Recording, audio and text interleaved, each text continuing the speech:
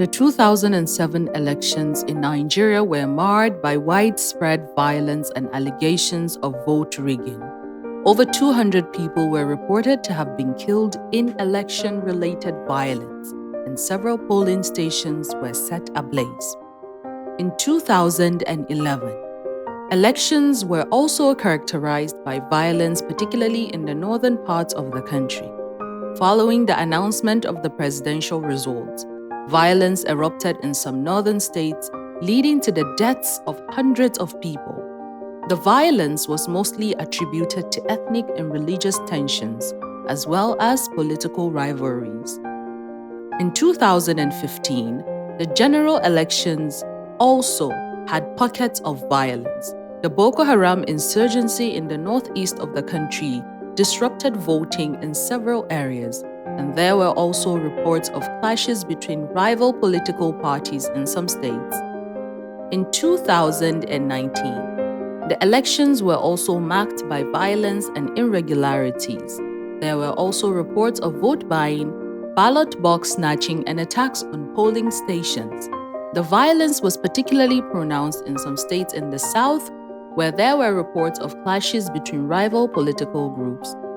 The causes of electoral violence in Nigeria are multifaceted and complex, including ethnic and religious tensions, poverty, corruption, and a lack of trust in electoral institutions. The consequences of such violence are severe, including loss of life, destruction of property, and a general sense of insecurity and instability. To prevent electoral violence in the upcoming elections, it is crucial to address the underlying causes and strengthen the institutions responsible for ensuring free and fair elections in Nigeria. To speak about building the future of Nigeria is to revisit the words of Sir Nnamdi Azikiwe in 1959, where he said, "For 25 years of my life, I have fought for the freedom of Nigeria. Nigeria will gain independence on October 1st, 1960, and it makes no difference who becomes Prime Minister, whether Tafawa Balewa, Awolowo, or myself. So long as Nigeria is free, I will be satisfied." To speak about building the future of my country is to acknowledge the resilience of the youths. So when a youth says, "I love my country, but I wish to be taken back to the days when the 521 ethnic groups, the over 600 distinct languages represented love and diversity, when animosity had no room, so we collectively put it out of the house." So when the instigator says, "Fight you your neighbor, who speaks not like you, whose tongues are maps," will I make an offering of my sister on a tray, or my brother a sacrifice? Will I become Abraham, hoping that God sends a replacement? Or shall I stay in the altar and become Cain? But this time, I tell them, Abel will not die. Abel will see the light. Hello, everyone. The Canadian High Commission is proud to lend our voice to advocating for peace in this very important electoral period. As we all know, this week, Nigeria will undergo its general elections, representing a pivotal moment for the country's democratic process. We view these elections as an opportunity for citizens to have their voice heard, an opportunity to drive change and shape the country's future, and an opportunity for Nigeria to serve as a model for the region, as Africa's largest democracy. We are encouraged by a number of positive developments in the lead-up. In particular, the surge in voter registration demonstrates a renewed interest in political participation across the country, particularly among young Nigerians. But at the same time, Nigeria is facing record levels of insecurity, and electoral violence has been on the rise. Also, politically active women are disproportionately impacted. In this context, promoting inclusive governance, peace, and democracy are key priorities for Canada. We are proud to partner with the TrueMyVoice initiative to support broader efforts of Nigerian poets and storytellers in advocating for peace, pluralism, and unity in the context of Nigeria's electoral period. We will continue to support those working to advance these priorities in Nigeria and around the world. I would like to conclude by making a call to all parties across Nigeria to refrain from violence before, during, and after the elections. This is essential for Nigeria's stability and democracy itself. When the man dies, will the autopsy say he was a Christian? If our bodies are the temple of God, am I less a house of worship because I am Muslim? A graveyard full of oxygen is how death demands breathing space. My great-grand-uncle, Ben Odiase, composed the national anthem. He once told me, at the funeral dirge is just a few lyrics short of a victory song. And every day since, I have lived my life like the missing words. My name is Dr. Amina Aminu Dorei, and I'm the Country Director for Pathfinder International in Nigeria. I say no to election violence. Nigeria is a growing economy. It's a very promising economy, especially for the young people. And I think that election violence has the tendency to impact on that potential. Election violence can, affect the human capital development. It can affect almost all the sectors in Nigeria, including the tourism industry. There won't be faith in the safety and security of investors. It also has the potential of impacting on the overall well-being of men, women, communities, and especially have an impact on also youth participation and women participation, because once people feel unsafe when they come to vote, will affect their power to actually exercise their voting rights. So I definitely say no to election violence. Keep safe during this period.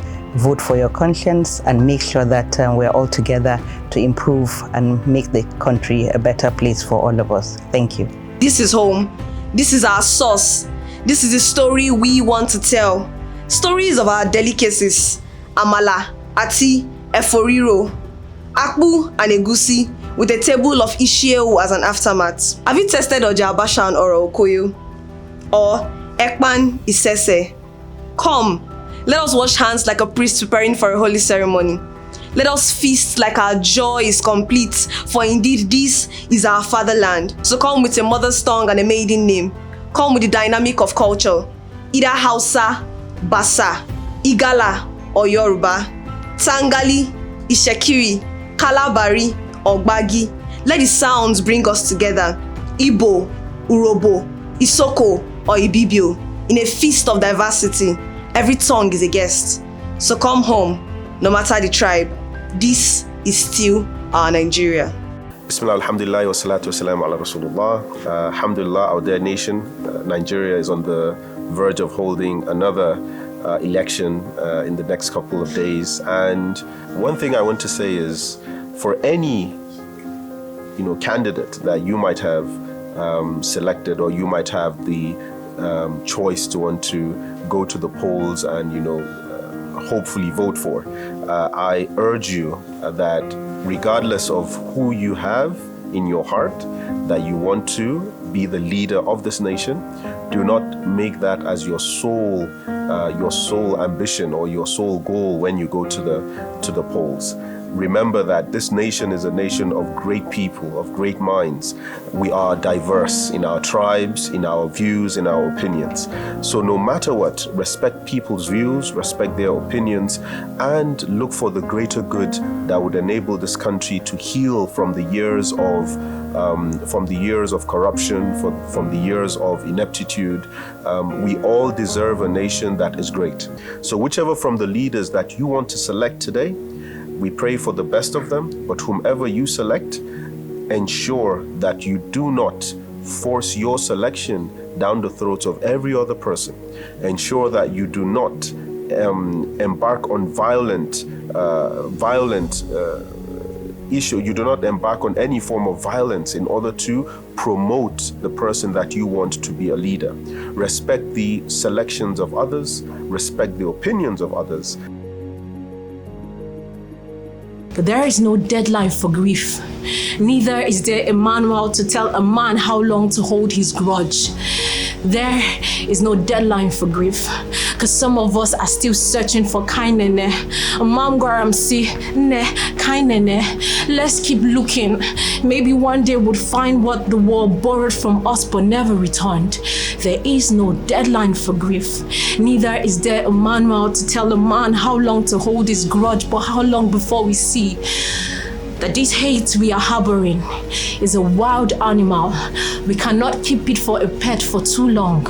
One day, it will wake up and make a feast out of all of us.